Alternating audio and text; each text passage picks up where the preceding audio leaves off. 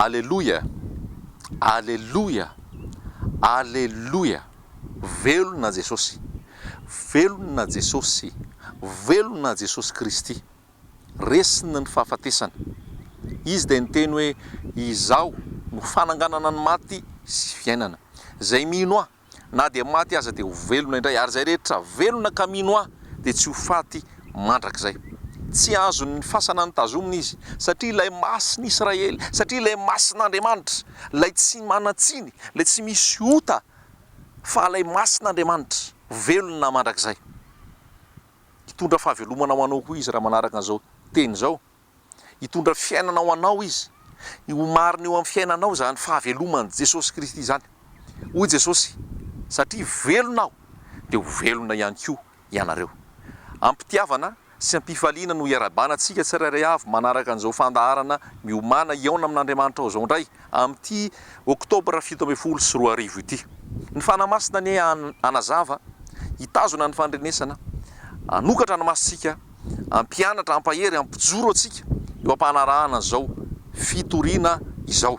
Izay ny ivony dia tsy misy afa-tsy Jesosy Kristy, ilay Andriamanitra tokana, ilay Andriamanitra velona manjaka mandrakizay. Ho azy ny dera, ny haja, ny voninahitra, ny fanjakana sy ny hery. Androantsika dia ampianarin'ny tompony hoe Jesosy Kristy mitondra fanafahana. Naiza misy ianao amin'izao fotoana, na eto Madagasikara, na ny ampitan-dranomasina, dia manonona ny fahasoavan'ny tompo, ny fiadanany ho aminao sy ny ankohonanao, ary ho mpiaino-pankatony teny ianao, hitondra fiainana ho anao zany. Miaraba ny any Jordanie, miaraba ny any Haïti, ny any Guadeloupe, ny any Martinique, ny any Guyane, miaraba ny any Italie, Grèce, Suisse, Allemagne, Pays-Bas, Portugal, Espagne, France, ny any Brésil, ny any Koweït, Arabie Saoudite, Liban, Dubaï, Muscat, miaraba ny any Hong Kong, ny any Japon, ny ao La Réunion, ny any amin'ny Nosy Maurice, ny any Seychelles, miaraba zay rehetrarehetra mandre izao teny izao eto Madagasikara, zay rehetrarehetra mane izao teny izao eto amin'ity izao tontolo izao ity, eto amin'ity tany ity, naiza misy ianao, dia ny tompo hikasika anao amin'izao teny izao ary hitondra fanafahana ho anao zany teny zany, satria teny velona sy mahery, ilay teny tonga nofo dia tsy iza afa Jesosy Kristy no ambara aminao. Jaona 4:9-30. Koa raha ny zanaka no afaka anareo dia ho afaka tokoa ianareo. Koa raha ny zanaka no afaka anareo dia ho afaka tokoa ianareo. Tantara asaina ho vakianao ny Jaona 5 manambara ny fifanakalozana resaka nataon'i Jesosy sy ny jiosy. Ny jiosy dia nanana fieboebona, nanana firehariana fa taranak'i Abrahama, olona tsara, olona mendrika, olona afaka. Fa rehefa niona tamin'i Jesosy Kristy dia nitsoron'i Jesosy hoe zanaky ny demony nareo, ny rainareo dia ny devoly. Nambaran'i Jesosy fa olona voageza, ary nresahan'i Jesosy tato anatin'ity Jaona 5 ity izy ilay niteny hoe koa raha ny zanaka no afaka anareo dia ho afaka tokoa ianareo, dia tsy iza fa ny jiosy. Ny jiosy dia ambara fa taranaka voafidy, ambara fa vahoaka an'Andriamanitra ary ho fidian'Andriamanitra. Fa zao nefa rehefa tonga Jesosy dia nambarana Jesosy marimarina tokoa fa voageza nareo. Nambarana Jesosy marimarina fa tsy zanak'i Abrahama nareo, tsy taranak'i Abrahama ianareo. Nambarana Jesosy marimarina fa andevo ny fahotana ianareo, andevo ny nofo ianareo. Nambarana Jesosy fa zanaky ny devoly nareo, ary hoy Jesosy hoe ny devoly rainareo. Sa ne Jesosy ny laza zany? Fahamarinana mila ambara, mety hanafotoana olona, mety tena atezitra, fa tsy maintsy nambara, dia nambaran'i Jesosy zany. Nono nanambaran'i Jesosy an'izany nefa nampisy fanafahana ho an'ny olona, ary nasa nisy ny olona nanaraka azy, nisy koa ny ala taminy. Zao fanambaranambara aminao zao dia anambarana aminao zay fahamarinana rehetra zay tianao fantatrao. Mety tsy hafaly ianao, mety hanafotoana anao, mety hasorenanao, mety hatezitra anao, fa izao mila fantatrao zany, tahaka ny sabatra mandrasarasa mampisaraka ny marina sy ny meloka, mampisaraka ny tsara sy ny ratsy, mampisaraka ny amin'ny aina sy ny fanahy, mampisaraka ny amin'ny tonona sy ny tsoka, mampisaraka ny avy amin'Andriamanitra sy ny tsy avy aminy, mba halalanao ny sitrapon'Andriamanitra. Dia hiasa aminao ny teny ary hitondra fiainana ho anao. Ianao izay mandray izao teny izao, ianao izay efa resy lahatra an' Jesosy Kristy sy ny momba azy rehetra, mandehana, zarao, toroio amin'ny finoana, toroio amin'ny fitiavana, toroio amin'ny hery sy ny fahefana, ny fahamarinana, aza fenina, aza takotakomana, fahambarao ny fahamarinana, manelingelina ny fahamarinana, manafotoana ny fahamarinana, zao an'izay zanaky ny fahamarinana, manafaka ny fahamarinana ary mitondra fiainana ny fahamarinana. Porofon'izany olona maro izay manaraka an'izao teny izao, rehefa nitoriana tamin'ny teny tany am-boalohany mety nanafotoana azy, mety tsy nafaly azy, fa rehefa niasa ny teny tao anaty dia nitondra fiainana ho azy, nanala ny kirana teo amin'ny masony, nanala ny andry, nanala ny voaly, nanala ny aizina, satria tonga ny mazava dia Jesosy Kristy. Amin'ity androany ity, raha ny zanaka anao anafaka dia ho afaka tokoa ianareo. Jiosy ny resahana, satria nahoana? Mieboebo, mirehare, mandahan Jesosy, zay mandahan Jesosy nefa dia tsy manana fiainana, fa fahatezeran'Andriamanitra amin'ny toetra ho aminy. Dinionareo ny soratra masina satria ataonareo fa ao aminy no zonareo fiainana. Ireny manambara ianareo tsy mety manatona azy zonareo fiainana.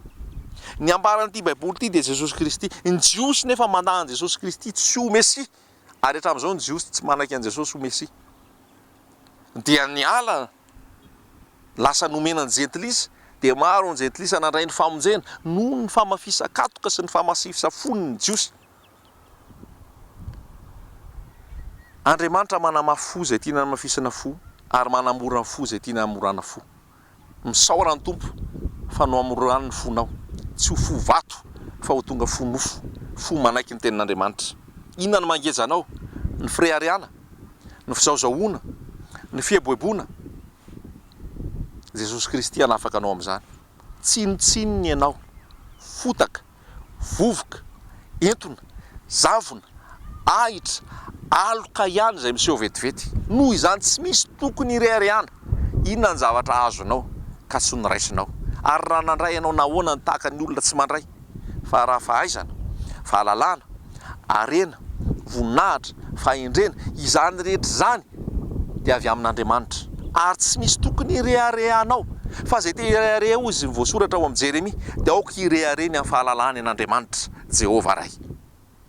Tsy misy irehariana na inona, fa avy amin'ny Jesosy ny zavatra rehetra. Tsika dia olona nomena, notahiana, namindrana fo mba hitantana. Noho izany manetretena feno ambanin'ny tana mahery ny tompo, fa Andriamanitra manohatra ny mpiavonavona fa manome fahasoavana ho amin'ny manetritena. Ny mpanetritena, ny manetritena no hiditra ny fanjakany lanitra, fa tsy misy hiditra ny fanjakany lanitra zay mieboebo, zay mizaozao, zay mirehare ny amin'ny fahaizany, ny amin'ny volany, ny amin'ny fananany, ny amin'ny talentany, ny amin'ny zay rehetrarehetra eo aminy. Andalo sy potika daholo reny, fa ny fanahinao mila mihavana amin'Andriamanitra, mila mihaona amin'Andriamanitra, ary mila manana fanetretena ambany dia ambany. Aoka ho ao aminareo zao sainy izao izay tao amin'ny Jesosy Kristy koa, izay na dia nanana ny endrik'Andriamanitra ary tsy natao ny zavatra ho fikirina mafy ny fitoviana amin'Andriamanitra, fa nifoanany ny tenany tamin'akany ny endriky ny mpanompo. Raha ny zanaka anao anafaka anao, ho afaka ianao, afaka amin'ny fanandevozany ny firehariana, ny fizaozaoana. Ho voalazany amin'ny ohabolana hoe aoka ny olo-kafa no hideranao fa tsy ianao no hideran-tena. Misy ny olona dia tia mideran-tena, misy ny olona dia tia mizaozao. Manana fanetretena. Mety efa mavesatra ianao ny amin'izany ary te hiala, Jesosy manafaka anao. Inona ny mangejanao? Mangejanao ny fahotana, fifohana sigara, fisotroana, famamona. Mangejanao ny alatralatra tirairay, kleptomania. Mangejanao ny fijangajangana, ny maso tia mijerijery ary mila vehivavy ila azy rehefa mijery azy eo imaso. Androany, raha ny zanaka no manafaka dia ho afaka ianao. Ary rehefa miteny ny tompo hoe afaka ianao, eo no eo dia manafaka anao izy. Ho afahany ianao amin'izany raha manatona azy. Inona no atao? Tahaka ny efa lazaiko teo aloha, finoana. Inoy fa Jesosy Kristy ilay zanaka manafaka. Izy io Jesosy Kristy io. Jesosy Kristy dia ilay Andriamanitra tonga nofo teto ambonin'ny tany. Jesosy Kristy ilay zanak'Andriamanitra, indro ny zanak'Andriamanitra izay manaisotra ny fahotana zao tontolo zao. Jesosy Kristy nitondra ny fahalemenao, nitondra ny fahotanao, nitondra ny aretinao, nitondra ny tsy fahafahanao manao sitrapon'Andriamanitra. Jesosy Kristy dia tsy maintsy novonoina, tsy maintsy ho faty noho ny fahotako sy ny fahotanao, ary tsy maintsy nalevina, tsy maintsy natsangana tamin'ny maty mba hitondra fandraisena. Alohan'ny nisian'ny fitsanganana dia tsy maintsy nisy aloha fahafatesana, alohan'ny nisian'ny fiainana tsy maintsy nisy aloha fahafatesana. Androany tena ambara aminao, tsy resaka fahatanjahan-tsaina, tsara ny fahatanjahan-tsaina, tsy resaka concentration anao amanofonao amin'ny maha-olombelona anao no hanafaka anao, fa Jesosy Kristy. Mila mpamonjy ianao ary tsy mahavontsy teny ianao, tsy mahavontsy teny ianao, fa Jesosy Kristy no afaka hamonjy ianao. Tsy resaka antoko mpivavahana, tsy resaka cure d'âme, tsy resaka fifadikanana akory ara, zany efa ao aorianan'ny famonjena, fa tsy hoe zany no hitondra famonjena. Tsy resaka fanaovana rakitra na adidy na fahafolo-karena no tonga anao ho afaka avy eo amin'ny fahotana izay mangezanao. Tsy resaka fidirana ho tokanana, ho mpiandro ohatra, na ho pastera, na hiditra amina kôrala na amin'ny toko-pivavahana, dia izay no ataonao mba tonga anao ho voavojy sy ho afaka amin'ny fahotana.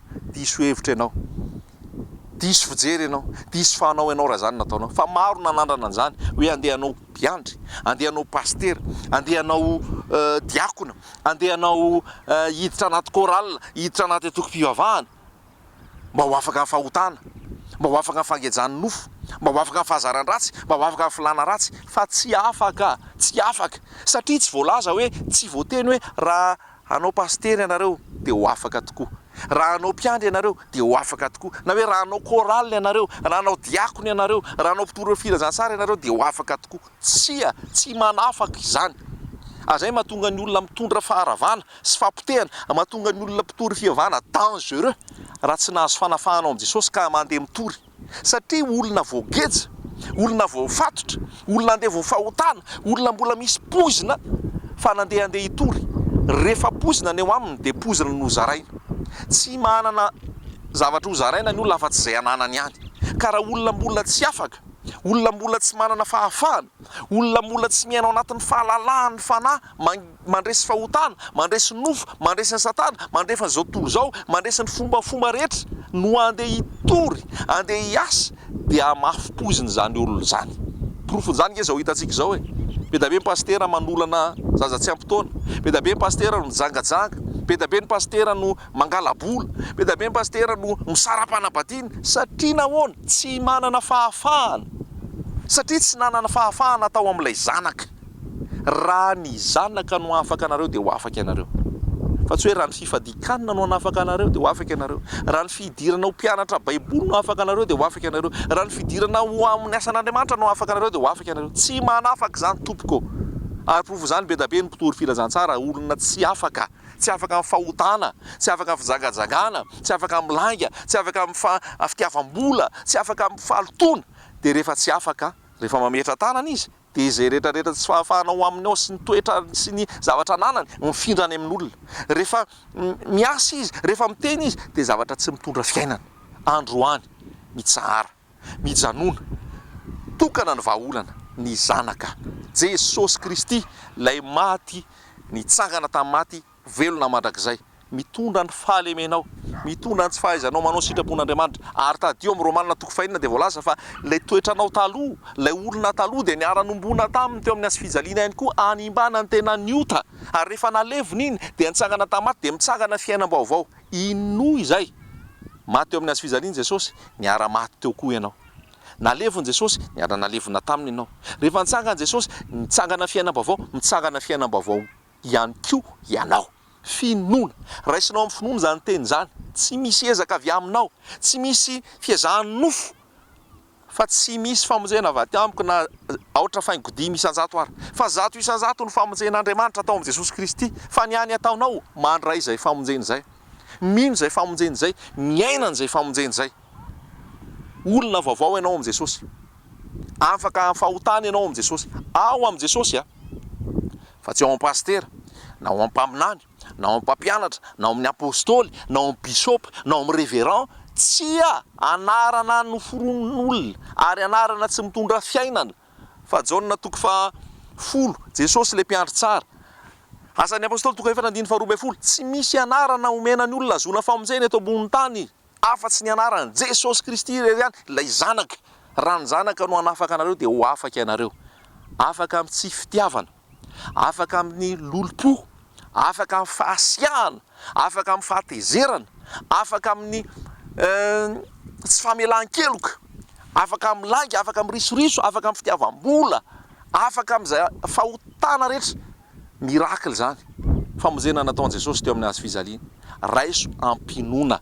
Fa maro ny olona rehefa navesatra ny entany, rehefa voageja ny fahotana, dia izao tsy nahita fiainana tany amin'ny antoko-pivavahana, tsy nahita fiainana tao amina mpanompon'Andriamanitra, fa vao mainka ara vao fitaka tao, vao mainka ara vao geja tao, vao mainka ara napahoriana tao, vao mainka ara nitrotra ny nofo.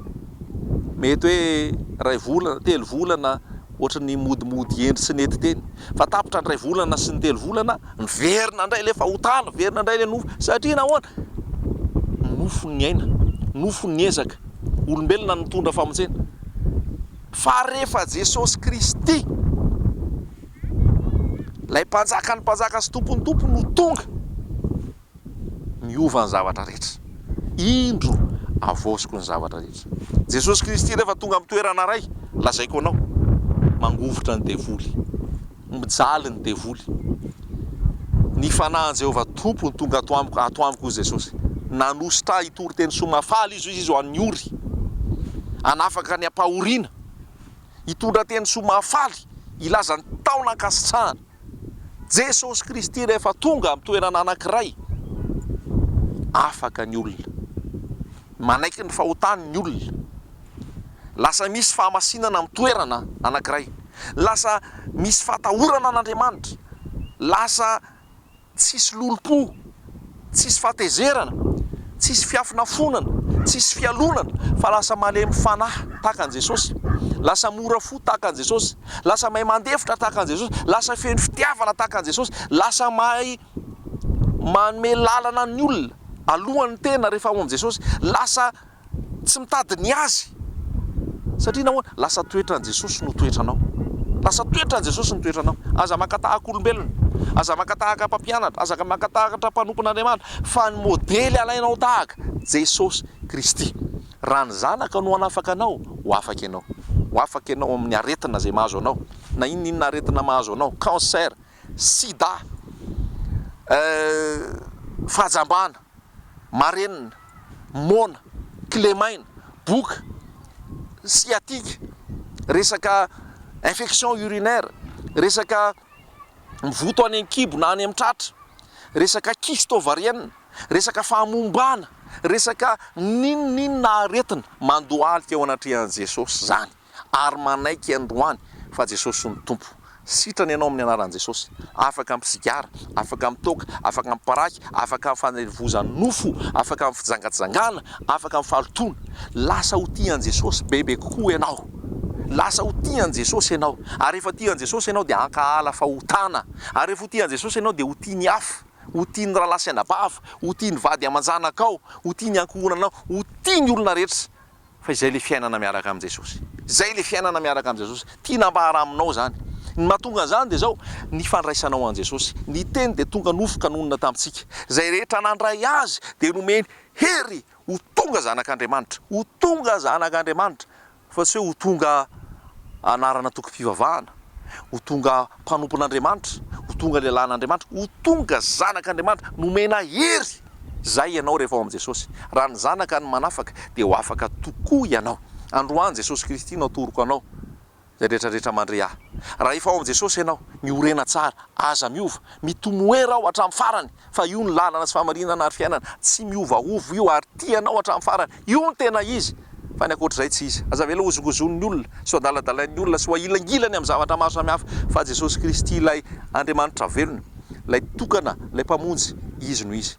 Ianao izay mbola misalasala, mbola verevitra tsy mahita izay atao, androany Jesosy no atony. Inona no atao? Eo anao dia mivavaka, eo anao dia mandohalika, eo anao dia miteny hoe Jesosy io, marina ianao, diso ahako, mpanafaka ianao, afao ahako. Misaotra ny amin'ny fanafahana omenao, inoko zato isan-jato zany fa marina ny teninao, ary amin'ity androany ity dia afaka avotsotro apetrako aminao ny fiainako iray manontolo. Misaotra ny amin'ny herin'ny fananao masina fa manafaka ahy ianao ary tsy ho andevo ny fahotana ahako. Zay ny miaraka amin'i Jesosy, tsy mamerina intsony ny fahotana fa olon'afaka satria misy voa aho dia ny tenin'Andriamanitra izay tsy mampanota anao intsony fa mahatonga anao ny sitrapon'Andriamanitra isan'andro san'andro, ary zay rehetra manao ny sitrapon'Andriamanitra no maharitra mandrakizay, zay manao ny sitrapon'Andriamanitra no hiditra ny fanjakan'ny lanitra. Enoy ny feony, mivavaha isan'andro, mamaky tenin'Andriamanitra, manana fiainam-bavaka, kolokolo ilay fifandraisanao amin'ny fanahy masina, dia hibitsika aminao izy, anoranao izay atao izy, ary hiaro anao izy tsy ho lavo intsony, tononoko amin'ny anaran'i Jesosy izany. Hiaro anao izy tsy henjera intsony, tononoko amin'ny anaran'i Jesosy izany, ary ho tehirizina ho madio ianao tsy hanatsiny amam-pondro ny tena, ny aina, ny fanahy amin'ny fiverenany, ary hiara-hiakatra aminy ianao eny amin'ny raon'ny lanitra hanana fiainana mandrakizay satria mahatoky ilay Jesosy Kristy ny antso anao. Izy ihany no hanefa izany. Halleluja. Amen.